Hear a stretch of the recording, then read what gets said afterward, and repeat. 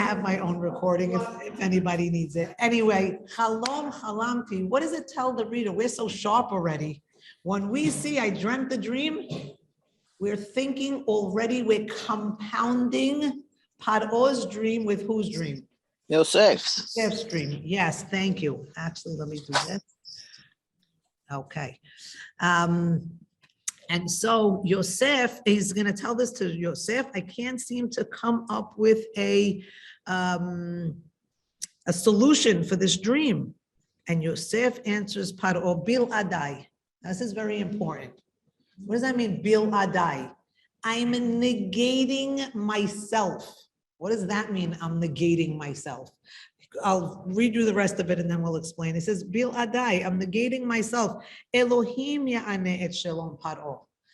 You're looking to me for a solution, but Elohim is going to give you the solution.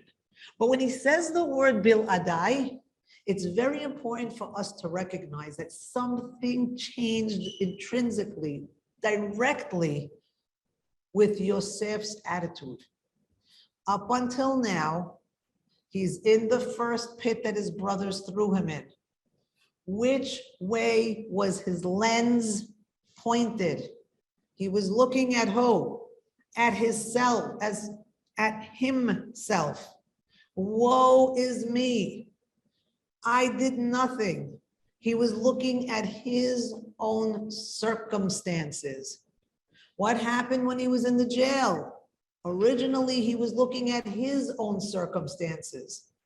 It wasn't until he was able to point his lens outwards and see somebody else's pain and see somebody else's perspective that he's going to be redeemed.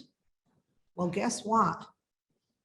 That lesson has to extend itself, because when he was in the first pit, the literal pit that his brothers threw him in, did he for 10 seconds, this is a very strong statement I'm going to make, but did he for 10 seconds consider their motives? What brings brothers to the point of wanting to strip one of their own, one of the echad, one of them, and throw him in a pit?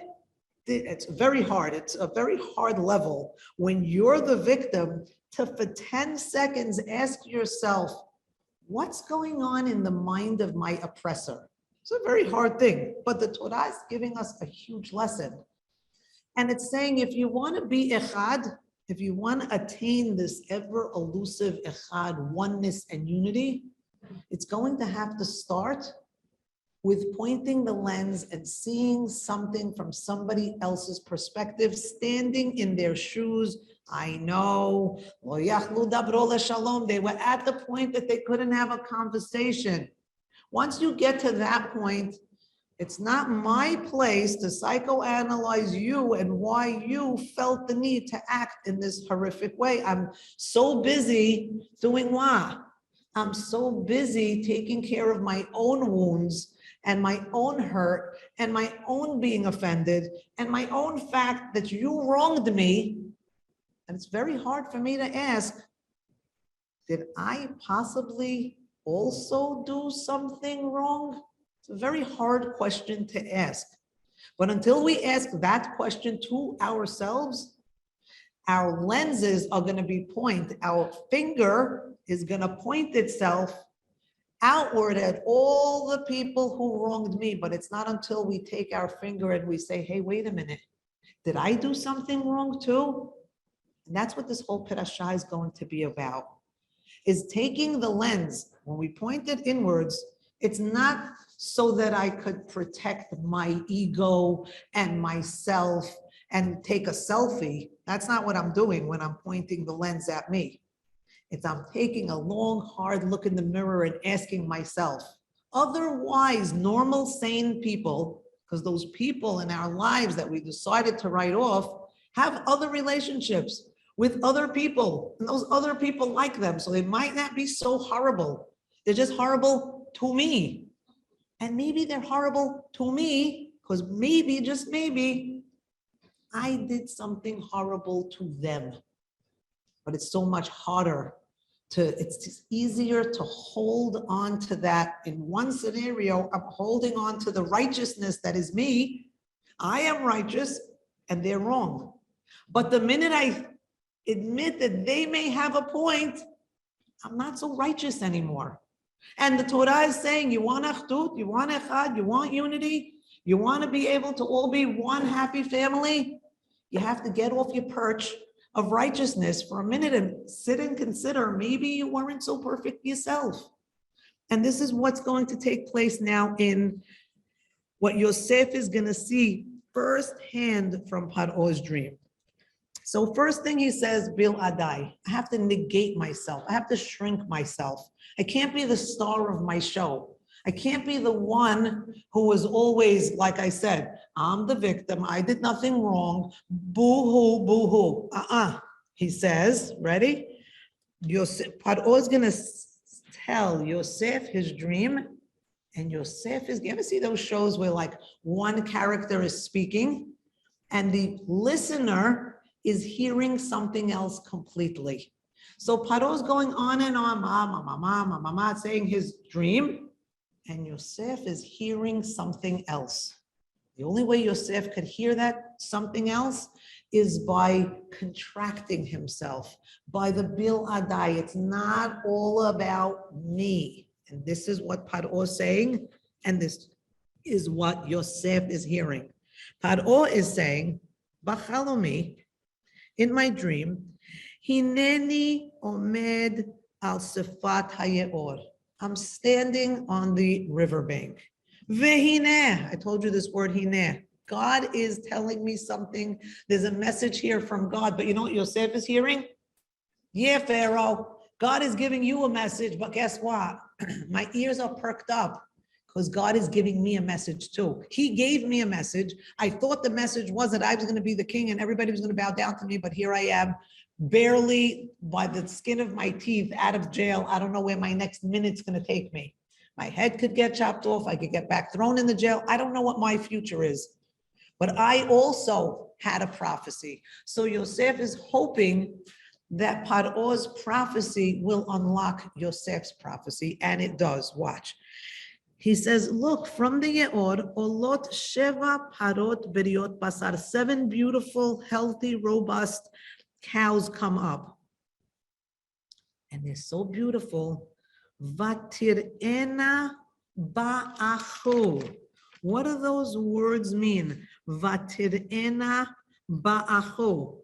And what's interesting about it is that in the telling, the text telling of the dream, it says these words. Uberiot basar in verse 2, vatirena ba'achu. What does that mean anyway? They were eating grass is the simplest way, but how is it spelled? It looks like echav. It looks like they were shepherding with their brothers. Who was shepherding with his brothers? Who was ro'eh et echav? Who was that person? Yosef. All of a sudden, Paro's saying one thing, and Yosef's hearing, oh, wait a minute, I was the ro'eh of my echav, of my brothers, but that's not enough. He's saying there's a situation where 7 beautiful, healthy cows come up. And what happens after that? 7 scrawny, horrible, skinny cows come up after them. What's Yosef thinking to himself? If he's thinking about his own dreams, then maybe he's saying to himself, wait a minute. When I had my dreams, Yosef was ro'eh et echav, same thing, but he was part of Bnei Bilha and Bnei Zilpah. He was on a team. They were in camps. There was the children of Leah. They were the what? They were the elite sons. Reuven, Shimon, Levi, Yehuda, Yisachar, Zebulun. They were all what? They were all the major sons. Who were the second-rate sons? Who were the skinny, winny, mini sons? The children of Bilha, the children of Zilpah, Dan, Naphtali, Gad, Asher, Yosef, Binyamin. Those were the what? The second-class sons. Well, guess what? And you can tell me there's 7. I'll tell you, if you need to put an extra one on the healthy sons of Leah, you could add Dinah. And if you had to add a 7th one to the second class, you could say Yosef is really Ephraim and Menashe. And wait a minute, why am I even comparing the cows that came up from the Ye'od to the children of Yaakov? Because what did I tell you? Yosef's job, the lesson of the parasha, is to stand in somebody else's shoes. Yosef is hearing the dreams of Pharaoh, and he's recalibrating and re-recognizing and saying to himself, now I understand why my brothers wanted to kill me. If my brothers represent the 7 fat cows, what did they see? How did they see themselves? They saw themselves as being swallowed up by the 7 skinny cows, not just swallowed up, but to the point where there is no evidence of their existence. They were going to be snuffed out, obliterated completely, until Yosef could hear his dreams and how they must have sounded to his brothers. His brothers didn't get the sense that he was going to be their provider and their leader and their protector. The way he gave his dream over, it sounded like he was the center of the universe and their existence was insignificant, inconsequential. What does that mean? Yosef comes to a realization and realizes that when it came to his brothers, they recognized it was a matter of life and death. It was a matter of survival. If somebody comes to kill you, what do you have to do? You have permission to rise up and kill them before they kill you. So now Yosef is recognized, because otherwise it makes no sense that brothers would strip a brother and throw him in a pit and leave him for dead, or worse, take him out of the pit and have him sold to the abyss that was Egypt. Yosef only is able to come to the realization when he does what? When he stands in his brother's shoes and he hears what his words sounded like in their ears. And the only way he's able to do that is through hearing Pharaoh's dream. And so when he says, Chalom echadhu, it's one dream. Yeah, Pharaoh's 2 dreams of the stalks of wheat and of the cows, those are 2 dreams. Those are really one dream. They're going to be 7 good years followed by 7 bad years, and the 7 bad years are going to be so horrible you're going to never even remember that the 7 good years came. That's for Paro. For Yosef Chalom Echad, who means what? Your dream, Pharaoh, and my dream are one dream. And that's not the only 2 dreams that are one dream with my dream. The butler and the baker, those dreams were one dream with my dream also. Because the butler and the baker taught us a seminar in dreams. They teach you on the first day that units in dreams represent time. He learned that lesson in the jail. He learned that the 3 branches of grapes represented 3 days, or the 3 baskets on the baker's head, those represented 3 days. He takes that knowledge saying, oh, wait a minute, 11 stalks of wheat bowing down to me, plus 11 stars bowing down to me. What does that mean? 22. 11 and 11 is 22. What does Yosef realize here and now while he's standing in Pharaoh's court? The dream that I had was intended to come true in 22 years. I was acting at 17 like everybody should bow themselves down to me. I didn't earn it. I didn't warrant it yet. The timing, my timing was off. How does the 22 work? I'll just do it quickly for you. Yosef was 17 years old when he was having his dreams. He's 30 now standing in Pharaoh's court. That accounts for 13 years. Add to the 13 years, 7 years of plenty. That brings us to 20. Add 2 more years, because it's in the 2nd year of famine that the brothers are going to come to bow down to Joseph. Yosef now has to do what we said at the beginning of the class. He has to orchestrate, he has to author his own story. Now he knows the story that he has to author. Now he understands, he did the math very quickly in his head. He said, okay, I am now 13 years into the 22. What's going to happen in the next 9 years? There's going to be, I know what's going to happen because Pharaoh dreamt it. Pharaoh's giving me the pieces that I need to write into my story. 7 years, it's going to be plenty, like those plenty cows that came up, like those robust cows. And then the famished cows represent the famine.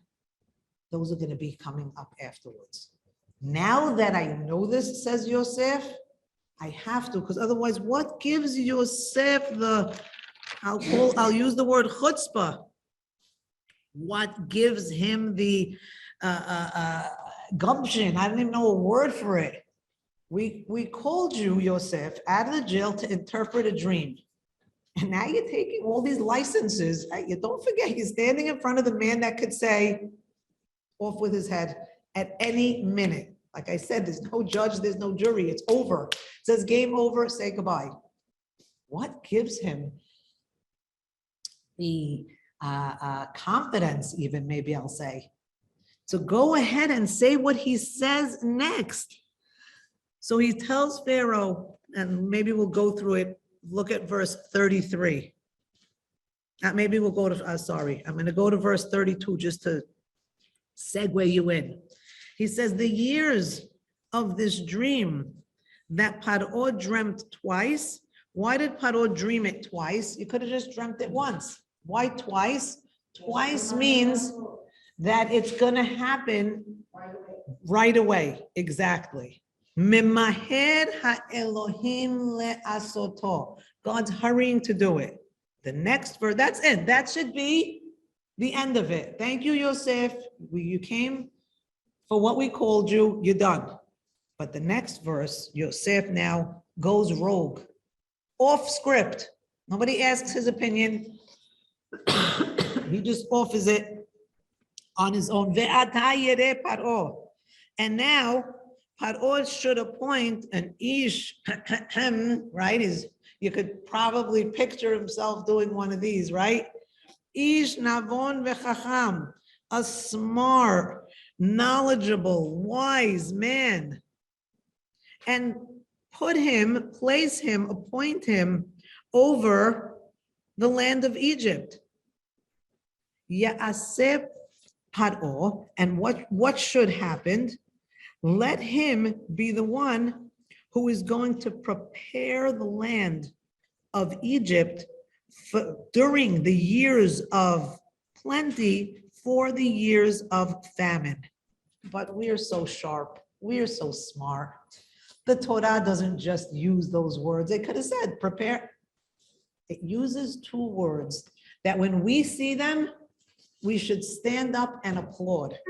And the 2 words are that Paro veyafked pekidim. Why is the Torah using those words to describe appointing? And we know vayafked hamelech pekidim. Where did we see this? We saw it in Megillat Esther. We've seen this terminology of appointing ministers, but that's not what Yosef is saying, because don't forget, Yosef is speaking to Pharaoh, but at this point he's responding to his prophecy. So who else is he speaking to? He's speaking to God. And he's saying, God, vayafked, you need to do what? You need to vayafked pekidim. What does that mean, vayafked pekidim? In order for the dream that you gave me 13 years ago, when I was back in my father's house, in order for that to happen, God, vayafked pekidim, I'm going to need to partner with you, God, Because I recognize that you're capable of doing what? Of rendering the impossible possible. The way you gave Sarah a baby, God, I'm calling on that God. I'm calling on the God because pakad means, the word itself means that the limitations of the natural world won't apply here. And we know they won't apply because God, you yourself showed me in a dream, the sun and the moon and the stars all bowing down to me. So I understand from that dream that whatever is going to happen, the ending of the story is going to take place me'al hateva, above nature. It's going to take place because a different realm, a different set of realities is going to be at play here, which is actually the story of what? Of Hanukkah. A small band, a small family is going to start a revolt and be able to defeat an army that's outfitted with the greatest military. How is that going to happen? Well, that family knew what Yosef knows, which is what? It's a different playing field. I'm going to be Vayavked Pekidim. I'm not showing up, me and my brothers and my old feeble father. That's not who's fighting. Vayavked Pekidim means that the Jewish people realize that the secret to our survival is recognizing that what? That we're not alone, we're packing heat. I always say that. Who's in our corner? When God's in our corner and we recognize that God could make anything happen, then we're going to win the war. That, together with what else has to happen? We have to be unified. We have to be echad. Those two things make us invincible. And that's how Yosef is able to tell the story. When he says that the king should appoint ministers, he's saying, God, now's your time to shine. Now's your time to do your magic. Now's your time. Why is it his time right now? Because for a king to take a na'ar, eved ivri, an underage alien slave, and put a crown on his head and put a necklace on his neck and seat him on a throne and cloak him is completely what? Makes no sense. The rags to riches story, the pauper to prince story, it's right here. What makes that story happen? A, Yosef himself makes that story happen. He writes his story. That's a lesson for us. We need to write our own stories. But one of the beautiful pieces about the story that he writes, and I love it in the next page in verse 42, is he dresses him bigdei shesh. So I need to know, are we all fashionistas or what? I need to know what it said in the label of the coat that Yosef received from Pharaoh. I need to say made from 100% linen. Does that make any change in my life? The Torah doesn't waste any words.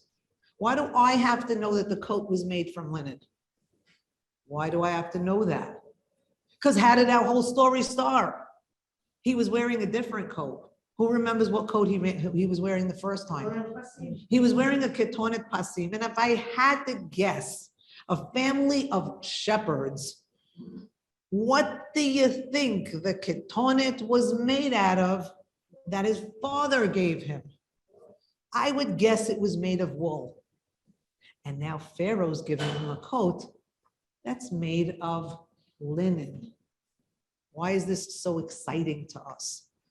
The coat that his father gave him had pasim, had multi stripes, had multi-colors possibly. It was intended to do what? To unify, to say, you see this coat, how all these stripes are together? Each one has its own shape and its own size and its own width and its own color and its own everything, but they're all what? United? That's what your job is, Yosef, to unite your brothers. But that didn't work out. That didn't pan out very well. So when Paro gives Yosef this coat, what do we say to ourselves? Oh, what a wool and linen together. Shatnez. You can't wear wool and linen together. Only one person could wear wool and linen together. Who's that? The Kohen Gadol. Only the Kohen Gadol. And why the Kohen Gadol? Because he represents a purity. Excuse me.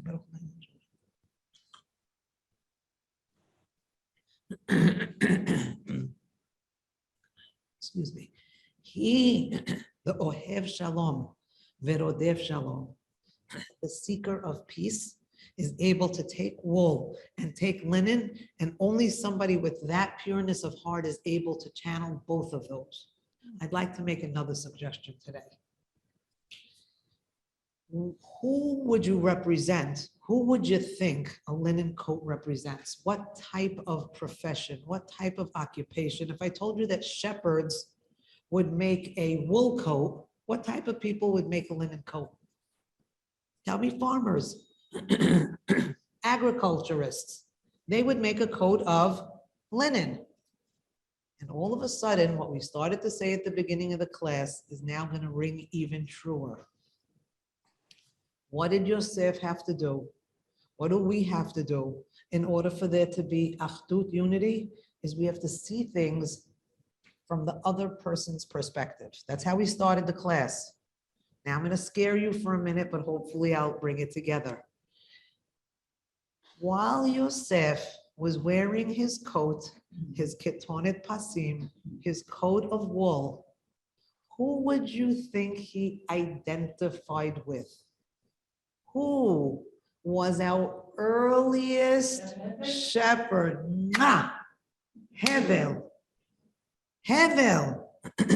You know the victim, Hevel, that got killed by his brother? Yeah. As long as he's wearing the coat of wool and identifying himself with Hevel, what does that make Yosef? The victim. What does Yosef have to do in order to have peace with his brothers? He must wear the coat of linen. Yikes. You're not going to like what I'm going to say next. Because whose coat would have been made of linen back in the day? What would his coat have been? Cain was an Oved Adama. He worked the fields. If he was going to make himself a coat, it's most likely he would have made it out of linen. Why is Yosef wearing a coat of linen in Egypt? Come on, now you don't have to be the Inspector Clouseau to figure this out. Why does he need to wear the coat of linen in Egypt? Because in Egypt, what does he have to do? He has to say to himself, all along I thought I was the victim. But maybe, just maybe, I was the aggressor. I was the oppressor. I was the one who was emotionally murdering my brothers. I was telling them you're no longer going to exist. There's going to be no evidence of your having existed. Like those 7 fat cows, they felt like I was swallowing them up. I thought I was the victim, Cain, but maybe I also did something wrong. Maybe I also made my brothers feel completely insignificant and as if they were going to cease to exist. That's going to be the start of Yosef being able to get to the next level. How does he get there? He has this right after that. He gives birth to two. He gets a new name, Safnat Paneach, the revealer of hidden things. Maybe what he was revealing was to himself the role that he played. It's so hard to say that I also played a role in this circumstance. When things are lo yachlu dabro leshalom, it's the hardest stage to get to. Easy. How could he? How could she? How could they wronged me? As long as you're in that mode, there's lo yachlu davro leshalom. There is no peace.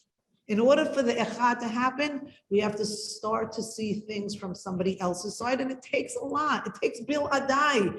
It takes a contraction of self to say, wait, let me put myself and my feelings and my ego on the side, and let me see how they're feeling. Let me see something from their perspective.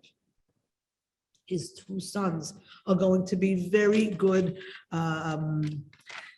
indicators of Yosef's mindset. So in verse 51, Vayikra Yosef et Shem HaBechor Menashe. He calls his first son Menashe. The word Nashani Elohim, the English might say that God has helped me forget. Nashani, like Gid HaNasheh, Nashani doesn't mean just made me forget. The Gid HaNasheh was displaced, the Gid that was displaced. God had displaced me from my home. What does that mean? Why are you naming your kid Menashe? Now, on the one hand, you could say, because Rabbi Sachs used to talk about the Hansen law. The first generation that comes to a new place, they want to completely forget and shed any remnants of their past. They want to adopt new names. They want to learn to speak the language. Don't speak to me in my foreign tongue. I am now in this country and I'm learning the language and I'm disassociating myself, Menashe, I'm dislocating myself from my past. I want to start a new beginning. And he says, Ki nashani Elohim, et kol amali. He is helping me forget or displacing me from all my headaches that I had in my father's household. That's one way to read it. We're going to read it a different way in a minute. The second one, and by the way, that reading of it says, my challenge is going to be, I had a lot of challenges. They wanted to kill me and I had a horrible past, right? And my challenge is going to be to build a new future. Hold that thought. Because then, and every time he sees his son and he calls him Menashe, dislocated, it's going to be a reminder to him, either that I came from a horrible place, or it could also be a reminder to him of what? Of the place from whence he came. And I'll talk about that in one more second, because I want to first give you the second name, which is Ephraim. The second son he calls Ephraim, and he says from the word piri, I was Hifrani Elohim. God made me fruitful, even though be'eretz onyi, in the first son, which was the horrible land, the one I left, they tortured me there. In the second son, which is my horrible land, the one I'm in right now. God has made me fruitful in this land of my impoverishment. That's what he's, so what is Yosef saying? Maybe we understand what Yosef was saying from the way that he was able to sustain not only all of Egypt, but also to sustain his brothers and his family in the years of famine. Now, everybody knew, it was reported on every newscast, 7 good years, 7 bad years. You think Yosef is the only one who stored up goods for the 7 years of famine? Everybody stored grain. But then it says that everybody else's grain spoiled except for Yosef. Why did Yosef's grain not spoil? What agricultural technique did he employ? What did he know? He knew that the same way to preserve humans is the same way to preserve corn, is the same way to preserve wheat, which is what? If you want to survive, what is, when you build a storehouse, you're taking the corn and you're taking the wheat out of its origins, out of its place of birth, and you're relocating it. You're nashani, you're placing it, you're dislocating it. When you dislocate something, whether it's agriculture or people, what was his trick, Yosef? He took a little bit of the soil that those crops grew in, and he placed it in the storehouse. The storehouse that had some of the soil that those crops were born in, were grown in. Those storehouses, the crops didn't rot, they stayed fresh, and they were healthy. What is he telling us about people? Where we come from is part of our journey. We can't just leave it in the past. We have to bring, whether it's part of our culture, whether it's part of our morals, our values, the roots that we come from are part of who we are. And if we think we could survive disassociating ourselves completely from our past, we can't. The things that helped us grow are the very same things that are going to keep us healthy.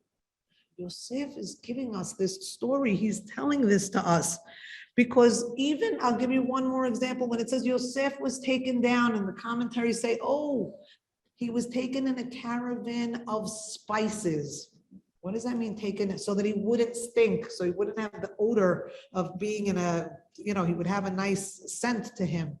What do you think they were really saying? Yosef was taken down with some of what his essence, some of his original fragrance. That's what allowed him to still be Yosef in Egypt, is that he came down with spices, with part of who he was originally. Even when Yaakov sends to the brothers, Binyamin, he says, take some of the produce of this land with you. And maybe what he was saying is, yes, bring a gift, always good to come with full hands to a new place. But at the same time, when you're going to displace Binyamin, take some of his land together with him.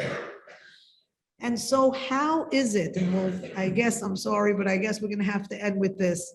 How is it that Yosef is able to survive in Egypt, to thrive, to bring his brothers, to sustain them, to allow them to be able to withstand the famine that was taking place in Canaan, and to ultimately become, it's going to take years, but to ultimately become a great nation? The secret that Yosef employed was not lost on the Hanukkah miracle. What was the Hanukkah miracle? What did the Hashmonaim, what did the Maccabim, what mindset did they have? Who in their right mind is going to think that this small band of fighters is going to defeat an entire Greek army and Greek culture? How does that even, in Hebrew they say, ole al hada'at. How do you even imagine such a thing? I'll use a better word. How could you even dream? Imagine the night before, the Hashmonaim, the Maccabim. Now, what's going on in their mind that gives them the gumption to strap up their boots and say, Mila Hashem Elai, we're going to fight this war? What? How does that even enter as in the realm of the possible? They believed Hakod Yifkod.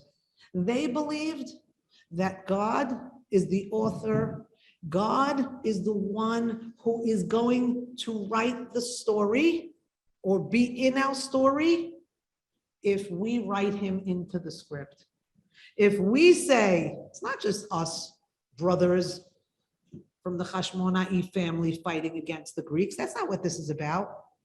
This is to show the world that I don't care if it's one little David with one stone that has a slingshot because I can't even carry a sword because it's too heavy. The idea, what did you say? To kill Goliath, yes. What is the idea? The idea is if I have God on my side, then I only need a tiny pebble to defeat the greatest giant. Because it's not me and it's not the pebble. When God is written and authored into the story, then everything and anything is possible. That's the story of Hanukkah. The story of Hanukkah is, I'm going to even bother to look for oil.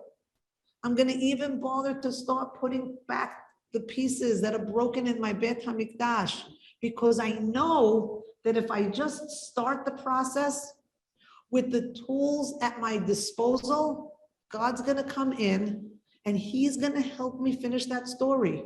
So I may, and it starts with one spark. It starts with one spark. One little pach shemen, one little cruise of oil. What does God say? You find the cruise of oil, I'll take care of the rest. You do your share, I'll do mine. But don't forget, dreams aren't something that just manifest themselves. You have to play an active role in having them be carried out. Until today, can't sit back. We want Mashiach now and just sit and do a little clapping and a little dancing and then Mashiach's going to appear. We have to bring Mashiach. How do we bring Mashiach? It starts with unity. It starts with making space for everybody. It starts with the knowledge that if one person is left out, sit and think long and hard, who are we alienating? Who are we saying, you're not good enough to be in our kahal? Who are we alienating? Because as long as we're alienating a faction of our brothers, what's going to happen to those people? What's going to happen to us? We're going to be a Sefer Torah that's pasul. If we want the stars to bow to us, and we want the universe to totally change its nature and have the few beat the many, and have oil that's supposed to last 8 hours, last 8 days. If we want those miracles to happen, we have to open our hearts, start looking outside ourselves, stop being so standing on ceremony, take a little bit of the bil adai, maybe shrink ourselves a little bit, make space for somebody else. Start looking at how other people might react to my actions and how maybe what I'm doing is hurting them, not just what they're doing is hurting me. These attitudes Yosef is teaching us will make us all a nation of tzaddikim and all a nation that's worthy of having Hashem come and perform miracles like he did until he brings us the final redemption. Happy holiday.